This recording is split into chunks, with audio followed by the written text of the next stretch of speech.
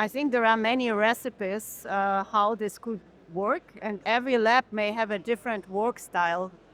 In my lab, we try to develop a clear project vision from the very beginning, and we try to understand where the field is right now and what are the major difficulties, and develop an intuition how to produce a solution to this difficulty. And very often we see that the problem is complex. We maybe need the expertise of several students or postdoc to work together.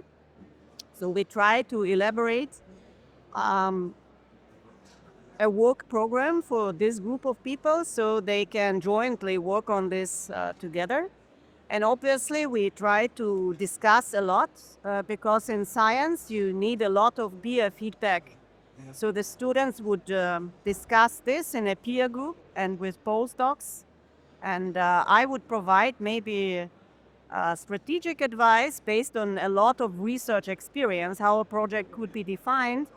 And in many projects nowadays, we also involve external collaborators because the expertise of just one lab also may have limits.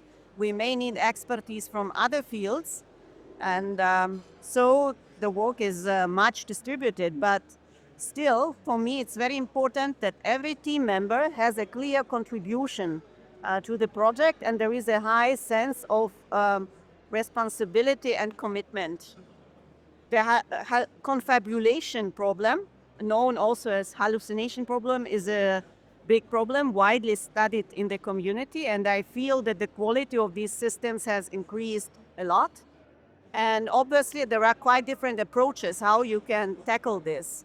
For example, you can inject knowledge from knowledge bases in order to control the facts.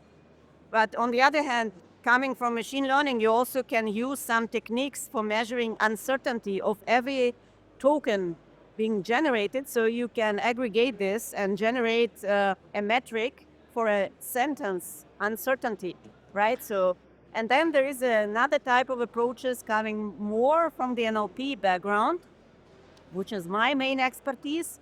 Similar to fake news, you can apply fact-checking approaches in order to check particular facts by showing the source, attributing the fact to a source, but then the human still needs to assess the credibility of the source. So I think depending on the scenario, how a large language model is used, different techniques. And of course, retrieval augmented generation is something which is very popular in practice. I think that right now there is huge potential in neurosymbolic approaches because neural systems and symbolic systems have different strengths. So in combining them, we can work around inherent limitations of every approach.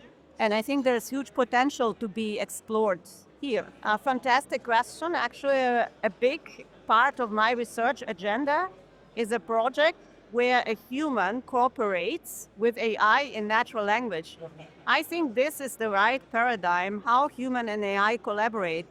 And that is similar to the neurosymbolic type of reasoning because human and AI have different capabilities.